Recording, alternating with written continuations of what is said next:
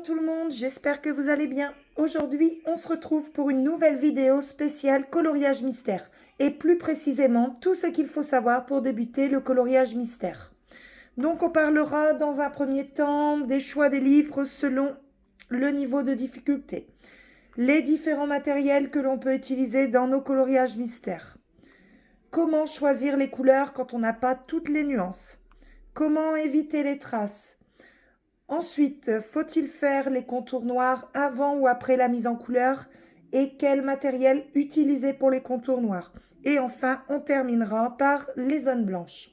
En fait, quand j'ai débuté le coloriage mystère, ce sont toutes les questions que je me suis posées et dont j'ai fait des recherches. Alors, si vous débutez le coloriage mystère, cette vidéo peut vous aider. Allez, c'est parti! Donc, on va commencer par le choix des livres selon le niveau de difficulté. Donc moi je possède 3 livres de coloriage mystère. Donc j'ai le Mickey, Donald et compagnie.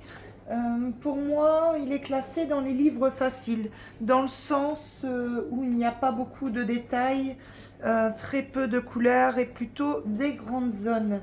Ensuite j'ai le Hakuna Matata qui est un grand bloc. Et ensuite j'ai les grands classiques tome 11. Donc pour moi celui-ci est classé plutôt dans les livres de coloriage mystère qui sont difficiles, dans le sens où, bon ici c'est une double page, mais on a énormément de détails, de petites zones, énormément de couleurs. Donc moi c'est ce que je préfère dans les coloriages mystères. Donc ensuite, je vais vous montrer donc quelques exemples de livres selon le niveau de difficulté. Bien sûr, je ne peux pas tous les énumérer, mais ces exemples vous donneront une idée de livres à choisir selon votre niveau. Donc ici, dans la sélection des livres de coloriage niveau facile, on va retrouver les grands classiques du tome 1 au tome 6. Ensuite, il y aura le Babies, le Best of Babies, Mickey et compagnie, mais vous pouvez retrouver également par exemple le Vitro. Donc pour le niveau intermédiaire, on va retrouver donc une sélection Disney. Donc il y aura les grands classiques du tome 7 au tome 9, les portraits, héros versus méchants, le fée, sorcière et magicien, et également le nature.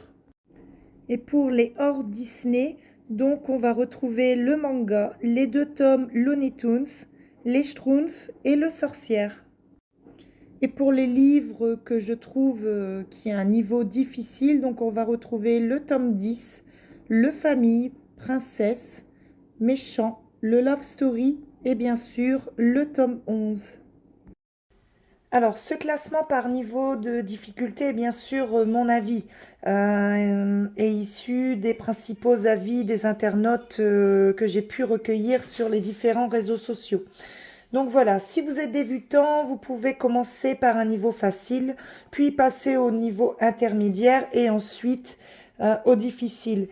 Mais il est tout à fait possible, même débutant, de faire ceux de la catégorie ici difficile. Je vais vous montrer un coloriage que j'ai réalisé dans le livre ici Mickey, Donald et compagnie, que moi j'estime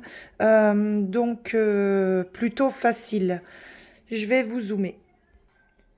Donc voilà. En fait, il y a énormément d'aplats, de couleurs, de grandes zones et c'est pas du tout ce que je préfère.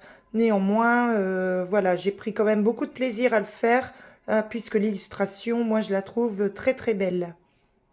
Donc ensuite, je vais vous montrer ce que j'ai fait en niveau difficile dans le tome 11. Donc dans le tome 11, j'en ai fait 2 en entier et il y a un en cours. Donc je vais faire le livre dans le tome 11, comme j'aime toutes les illustrations, dans l'ordre. Donc je vous disais que même si vous avez un niveau débutant, vous pouvez tout à fait démarrer ce type de coloriage, puisque moi je suis également débutante et j'y arrive. Donc voilà, pourquoi? Parce que, en fait, c'est beaucoup de petites zones, donc beaucoup de détails. Il y a beaucoup de couleurs, mais les zones sont plus petites, donc il y a moins d'aplats de couleurs, moins de traces, etc. Mais bien sûr, j'avoue qu'il faut être quand même très concentré et ne pas être pressé, car certains prennent pardon, beaucoup de temps, comme par exemple cette double page que je suis en train de faire. Ça fait quand même quelques jours que je suis dessus. Donc c'est vrai qu'ils sont beaucoup plus longs à réaliser que ceux, par exemple, que celui que j'ai réalisé ici dans celui-ci. Mais parce que voilà, il y a beaucoup plus de détails, beaucoup plus de couleurs. Mais le fait est qu'il y a des petites zones. Pour moi, je trouve que ça fait beaucoup moins de traces et moi, en tout cas, c'est ce que je préfère. Mais voilà, je voulais en venir au fait est que même si vous avez un niveau débutant, voilà, si vous prenez votre temps, il n'y a aucune raison que vous ne réussissez pas à les faire. D'ailleurs, je vais vous montrer donc dans la suite de la vidéo des petites astuces pour vous permettre de réaliser donc des illustrations dans des livres de la catégorie difficile. Donc ensuite, on va passer donc au matériel. Donc ensuite, on va passer à la partie 2 qui est le matériel. Donc moi personnellement, je ne fais mes coloriages mystères qu'avec des marqueurs acryliques, car j'aime que les numéros soient recouverts et j'aime beaucoup le rendu que ça donne avec les marqueurs. Mais on va voir tous les différents matériels que l'on peut utiliser dans nos coloriages mystères. Donc si vous souhaitez faire vos coloriages mystères au crayon de couleur, je vous ai sélectionné quelques gammes qui proposent une grande quantité de nuances de couleurs. Donc on a tout d'abord les calours que vous retrouverez en 180, 240 ou 520 crayons. Ensuite, il y a également les brut-funeurs en 180, 260 ou 520 couleurs également. Donc attention, les brut-funeurs sont semblables aux calours. Néanmoins, ils sont un petit peu moins chers puisque vous pouvez retrouver les 520 brut-funeurs à 81 € sur Temu, alors que les 520 calours sont aux alentours de 150 € sur Amazon. Sinon, il y a aussi d'autres gammes hein, comme les 126 ARTX et les 120 Castle Art. Donc bien sûr, toutes les gammes de crayons fonctionnent, mais ces gammes que je vous montre ici ont un bon rapport quantité qualité-prix. Et comme les calours ou les brut-funeurs, vous avez jusqu'à 520 teintes. Donc franchement, c'est idéal pour vos coloriages mystères. Si vous avez une petite gamme de crayons de couleur et que vous n'avez pas assez de couleur peau, vous pouvez investir dans une gamme spéciale portrait où vous retrouverez uniquement des couleurs peau, comme par exemple les Brutfunner, vous avez aussi les Shuttle Art et les Prismacolor.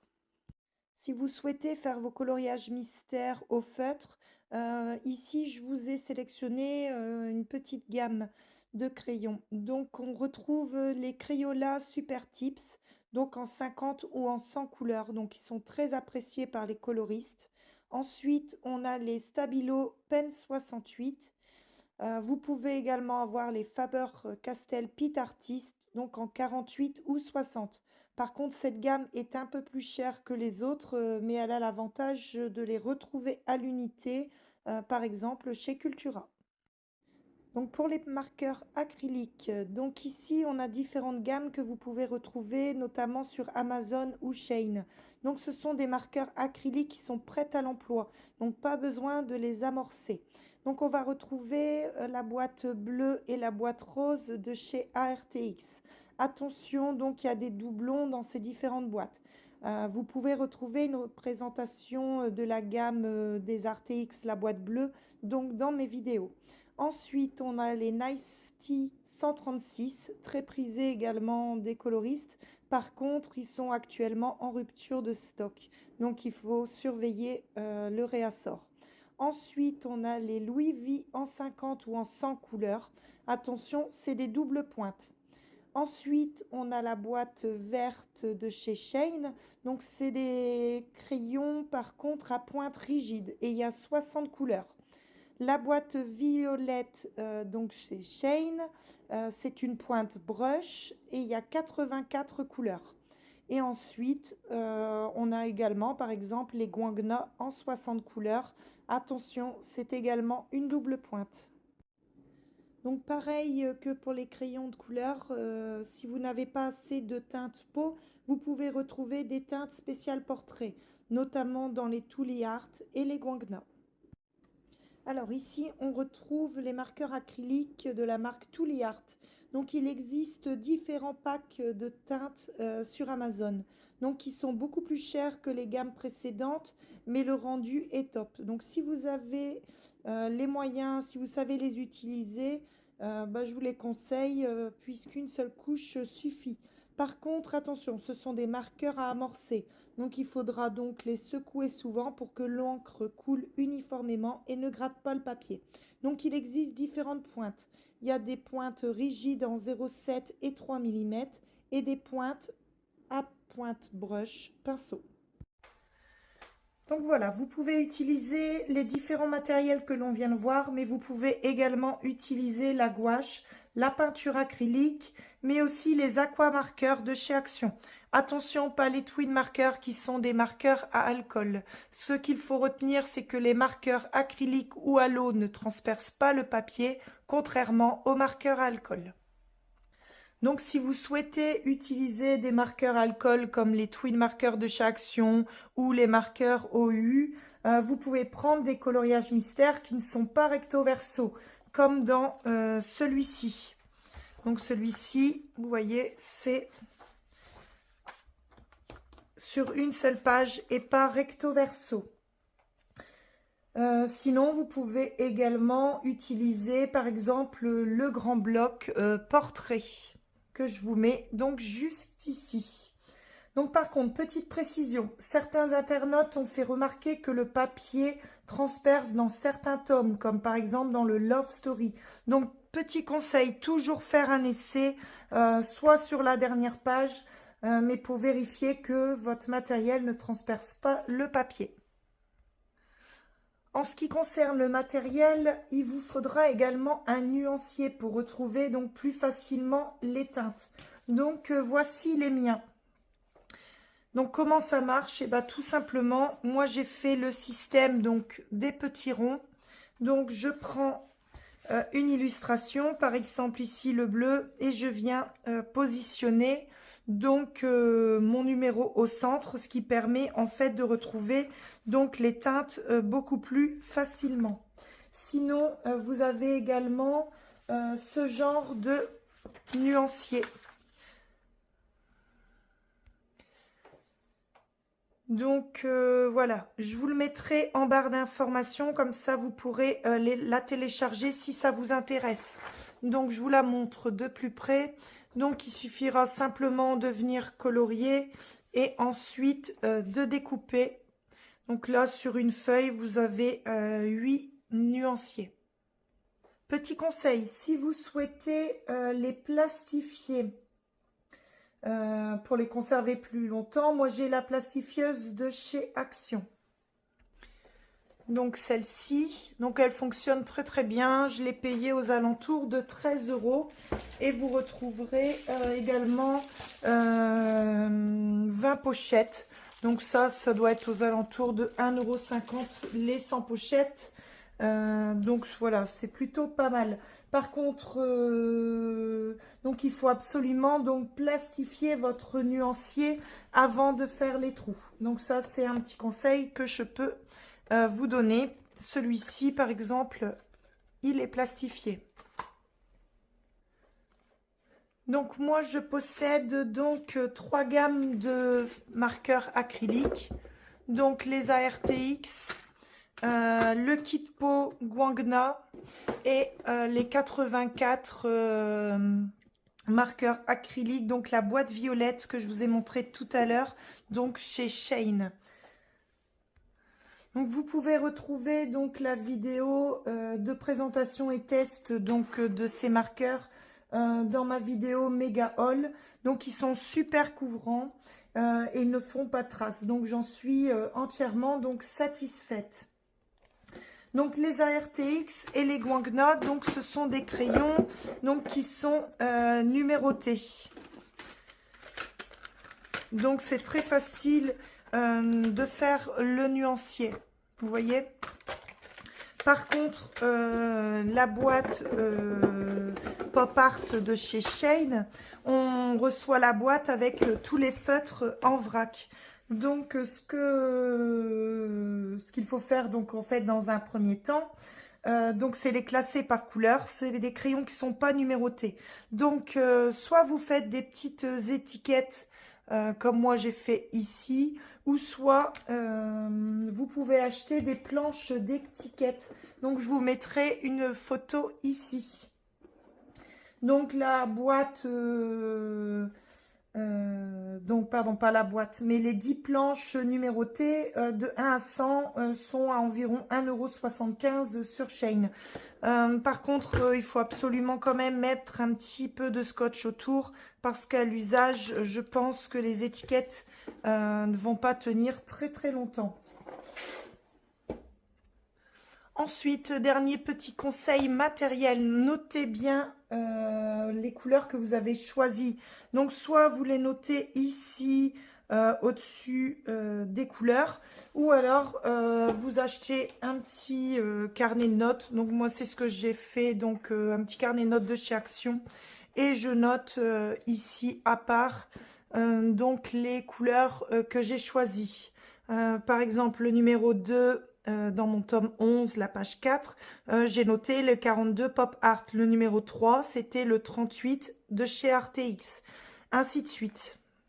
Donc voilà, ça c'est un dernier petit conseil matériel. C'est d'acheter soit un petit cahier à côté ou un petit bloc-notes pour pouvoir noter donc les couleurs que vous avez choisies pour retrouver plus facilement vos couleurs. Alors, quand on débute le coloriage mystère, ben, on n'a pas forcément toutes les couleurs dans nos gammes. Donc après le matériel, donc on va voir comment choisir les couleurs et que faire si on n'a pas toutes les couleurs demandées dans notre illustration. Alors, on n'est pas obligé de suivre à la lettre toutes les différentes couleurs. Par exemple, dans le tome 11, là, je suis en train de faire le Alice, qui est ici. Et ici, on a 10 nuances de vert. Et je ne les ai pas toutes et pourtant j'arrive à faire le coloriage. Alors il faut dans un premier temps rechercher une couleur qui s'en approche le plus. Moi je regarde également aussi la solution car la couleur qui est ici dans le petit carré ne correspond pas forcément ou exactement à la même couleur qu'on retrouve dans la solution. Donc, je regarde si la couleur qui se rapproche le plus sera cohérente avec le reste de l'illustration. Alors, je ne vais pas vous spoiler les solutions pour ceux ou celles qui n'aiment pas. Mais par exemple, dans les teintes de vert, par exemple ici, la feuille que j'ai faite, ce n'est pas exactement la même couleur que dans la solution. Pareil pour le vert qui est ici dans le fond. Néanmoins, ça reste cohérent avec toute l'illustration, pardon. Donc voilà, si vous n'avez pas les mêmes couleurs exactement, c'est pas très grave. Ce que vous faites, c'est que vous recherchez une couleur qui s'en rapproche le plus et vous regardez ou pas la solution pour voir si ça correspond. En tout cas, il faut que l'ensemble soit cohérent. Donc ça, c'est la première chose. La seconde, par exemple, pour les ombrages au niveau du visage, il faut passer une deuxième couche du même marqueur sur la partie la plus sombre. Donc, je vous explique. Donc, c'est un exemple. Donc, j'ai décidé de faire la peau donc avec ce crayon-là. Donc, ce que je fais donc dans un premier temps, c'est que je passe une première couche sur les ombrages, donc qui se trouvent ici. Donc, c'est la couleur qui est un peu plus foncée. Et une fois sec, je repasse sur l'ombrage et je fais le reste du visage. Donc voilà, j'espère que je me fais bien comprendre. En fait, ce qu'il faut retenir, c'est que une première couche, donc avec le même marqueur sur la partie la plus sombre, donc qui correspond aux ombrages. Et une fois sec, vous repassez sur tout le visage, y compris la partie la plus sombre. Donc ça, c'est une deuxième chose. Ensuite, pour moi, une dernière et qui est la plus importante, il faut savoir que lorsque vous regardez vos coloriages qui sont terminés, on n'a plus en tête forcément la solution. Mais lorsque vous regarderez, en fait, il doit vous plaire et tout en étant bien sûr cohérent. Donc par exemple, j'ai fait, parce que j'ai décidé de faire le tome 11 dans l'ordre, quand je regarde mes deux illustrations, donc celle-ci et celle-ci, eh bien, c'est pas forcément les mêmes couleurs qu'il y a dans la solution. Mais moi, il n'y a rien qui me choque dans mon illustration, en tout cas au niveau du choix de couleurs. Donc, même avec mes 3 gammes que j'ai uniquement, eh ben, j'arrive à faire pour l'instant les coloriages dans le tome 11. Et Alice, j'aurai pas le souci non plus, malgré que c'est une double page avec énormément de teintes, puisque on n'est pas obligé de suivre à la lettre les couleurs. On peut, voilà, si on n'a pas, eh bien, simplement partir sur une couleur qui s'en rapproche le plus. Donc voilà, pas de panique. On n'a pas besoin d'acheter toutes les gammes qui existent sur le marché. Surtout que souvent on retrouve les mêmes nuances de couleurs dans les différents coffrets. Donc le mieux que j'ai à vous conseiller, c'est de prendre 2 gammes différentes avec le plus de teintes possible et différentes. Et prendre un petit kit pot à part. Ensuite, il suffira simplement de prendre les couleurs qui s'en rapprochent le plus de ceux de votre illustration et garder une certaine cohérence donc dans votre choix de couleurs. Moi, vous voyez, j'ai que 3 gammes. Sachant que les RTX, c'est une boîte de 60, mais il y a des couleurs fluo et couleurs métallisées que je n'utilise pas. Donc en gros, il reste 42 teintes, je pense. Les Shane, la boîte Pop Art, par contre, celle-ci, les 84 teintes, elles sont parfaites. Hein. On a juste, voilà, une couleur argent et or qu'on n'utilise pas forcément dans nos coloriages mystères. Mais voilà, c'est une gamme qui est vraiment très complète. C'est une pointe brush. Hein. Moi, j'aime pas trop les marqueurs acryliques à amorcer. Donc, vous voyez, c'est une pointe ici brush. C'est tous des pointes brush. Ah, pareil pour le kit pot de chez Guangna, c'est une pointe brush. Donc, ils sont, vous voyez, très couvrants. Hein. On ne voit quasiment plus les numéros, voire plus du tout. Ils ne font quasiment pas de traces. Bien sûr, il faut passer 2 couches et ça ne traverse pas. Hein. Donc, si on regarde, ça ne traverse pas du tout le papier. Donc, voilà pour le choix des couleurs.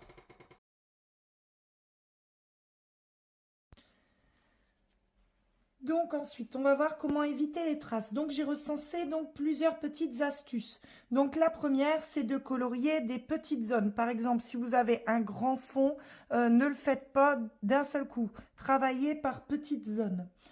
Ensuite, la seconde astuce, c'est faire 2-3 couches selon le matériel utilisé. Sauf pour les Tooly Art, où une seule couche semblerait suffire. Par contre, je ne les possède pas, donc je ne peux pas vous confirmer.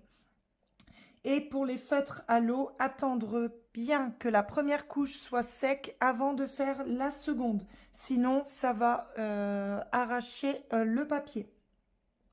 Astuce numéro 3.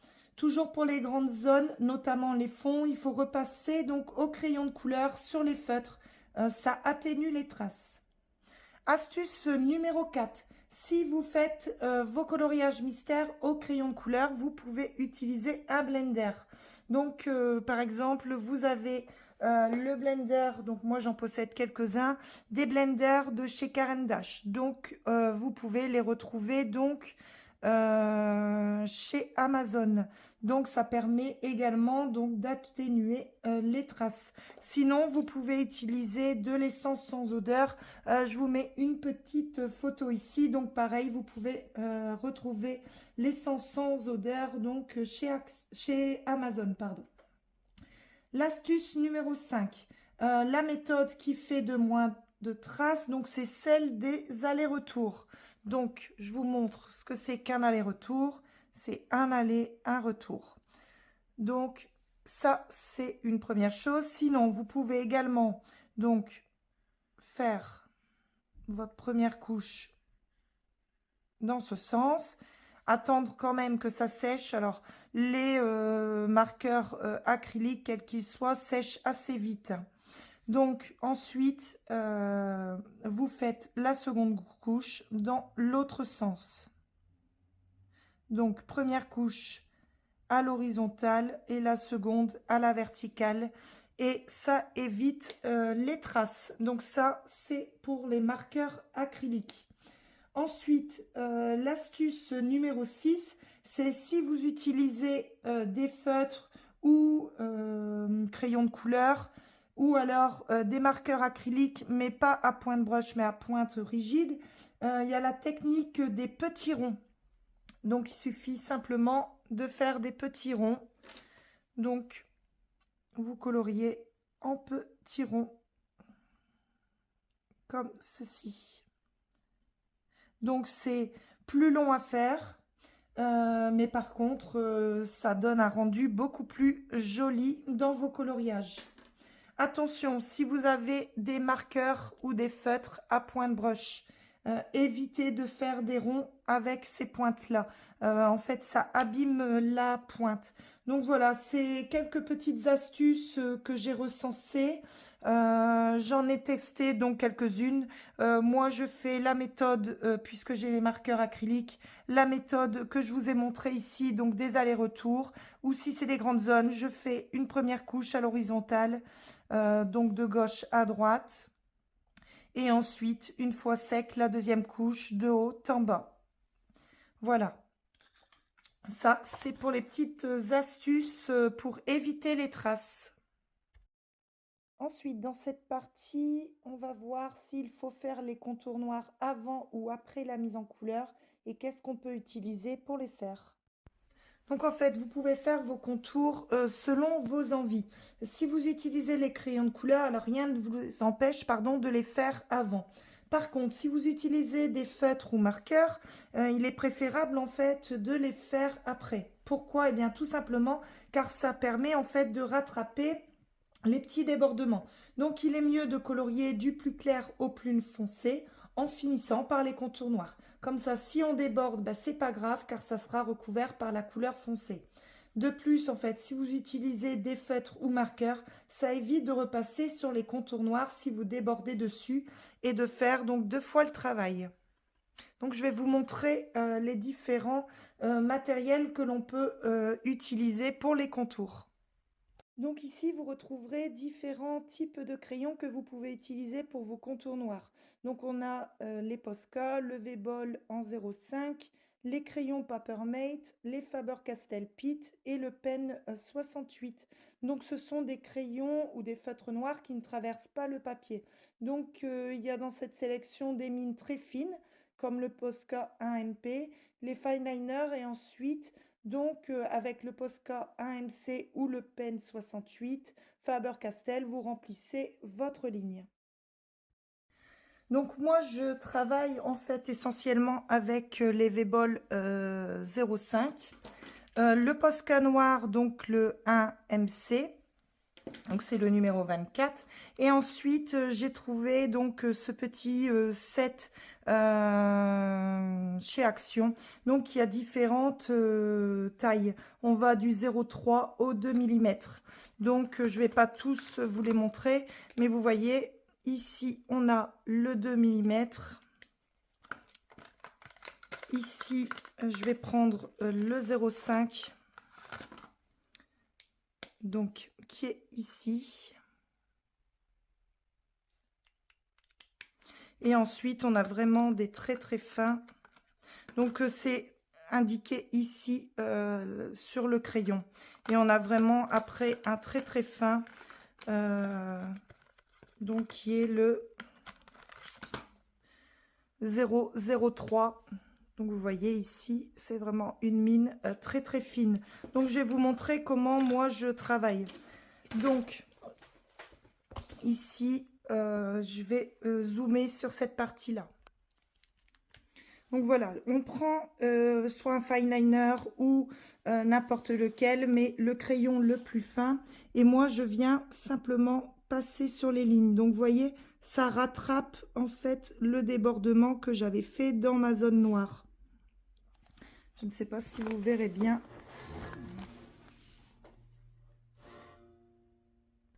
Voilà, excusez-moi pour le petit problème de réglage.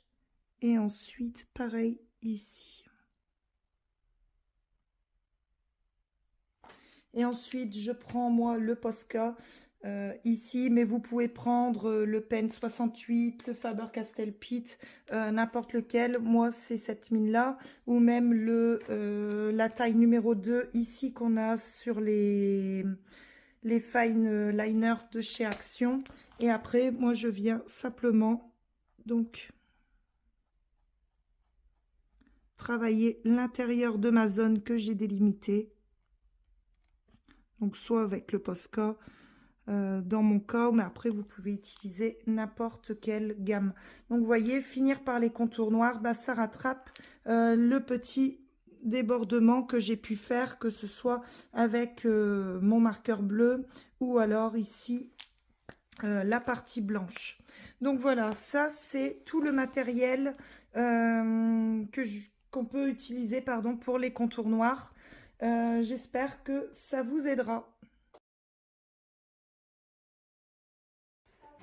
Donc ensuite, on va voir comment faire les grandes zones blanches, comme ici, le tablier d'Alice. Donc, ce que j'ai fait, c'est que j'ai utilisé deux types de Posca. Donc, le premier, j'ai utilisé le PC1M. Donc, avec celui-ci, je viens faire les contours. Je repasse simplement sur les lignes et les numéros. Et ensuite, je prends le PC 8K, donc toujours chez Posca, qui a une mine beaucoup plus grosse, comme vous voyez. Et je viens simplement aplatir la couleur donc dans la zone. Donc par contre, il faut quand même deux couches pour que ce soit un effet vraiment sans trace. Donc par contre, l'avantage de celui-ci, c'est qu'il ne fait ni paquet et il ne gratte pas le papier. Contrairement au PC AM où c'est une pointe rigide, lui, si on l'amorce pas assez, ça risque de gratter le papier. Donc, qu'est-ce que ça veut dire amorcer? Simplement, il faudra le secouer pour que l'encre sorte. Donc voilà, ça c'est une solution. Ensuite, la seconde, vous pouvez utiliser de la peinture acrylique. Donc ça, c'est un flacon que j'ai acheté donc chez Action. Donc là, c'est de la peinture acrylique classique. Donc simplement, au pinceau, venir travailler la zone. Donc l'avantage, c'est que c'est beaucoup moins cher que d'utiliser les Posca. Par contre, l'inconvénient, c'est qu'il faut attendre que ça sèche très bien avant de repasser une seconde couche. Donc moi, au niveau de la rapidité, c'est vrai que je préfère utiliser les Posca. Ensuite, troisième solution, c'est d'acheter un livre où les zones blanches sont vierges. Par exemple, le livre de coloriage mystère famille, les zones blanches sont vierges. Donc là, franchement, c'est idéal. Donc c'est un gain de temps et un gain de matériel. Donc voilà, ça a été assez rapide pour les zones blanches. Voilà, moi, c'est la technique que j'utilise et que je vous fais partager. Donc voilà, on arrive à la fin de cette vidéo. J'espère qu'elle vous aura plu, qu'elle répondra aux questions que vous vous posez si vous démarrez le coloriage mystère. Si vous avez des questions, n'hésitez pas à me les poser en commentaire et j'essaierai de vous répondre au mieux. Donc voilà, moi j'étais une adepte du coloriage dit classique, mais j'apprécie beaucoup les coloriages mystères. C'est vraiment détente et j'ai une grande préférence donc pour les coloriages qui sont Disney pour le moment. Donc voilà, c'est pour ça que dans la présentation des livres, dans la première partie, je parle essentiellement des coloriages Disney puisque c'est les coloriages dont je me suis réellement intéressée. Donc voilà, je voulais pas parler des hors Disney, un sujet que je ne maîtrise pas par contre. Donc voilà, j'ai pas énormément de livres et de matériel, mais Voilà, on arrive quand même à faire de belles choses. En tout cas, moi, ça me plaît et c'est le principal. Gardez bien cela à l'esprit. Le coloriage, c'est vraiment un moment de détente. Donc, que vous soyez team feutre, marqueur, crayon couleur, peinture, etc. Le principal, c'est que vous preniez du plaisir dans ce que vous faites et que le rendu vous plaise. Peu importe le matériel que vous avez utilisé. Voilà, moi j'ai fait pas mal de recherches. J'apprends encore, mais ça me fait très plaisir de vous faire partager donc tout ce qu'il faut savoir pour débuter le coloriage mystère. Alors voilà, il y a énormément de matériel disponible sur le marché. Moi, j'ai fait une petite sélection du matériel qui était le plus souvent utilisé. Bien sûr, la liste est non exhaustive, hein. Donc voilà, moi j'ai fait le tour du sujet. Donc si vous avez aimé cette vidéo, n'oubliez pas de liker la vidéo, la partager si quelqu'un a besoin d'informations, de commenter si ça vous fait plaisir. En tout cas, moi ça fait toujours plaisir d'avoir vos retours et de lire vos commentaires. Et surtout, n'oubliez pas de vous abonner à la chaîne pour me soutenir. Donc voilà, moi je vous retrouve très vite pour une prochaine vidéo. Et en attendant, je vous dis à bientôt. Au revoir.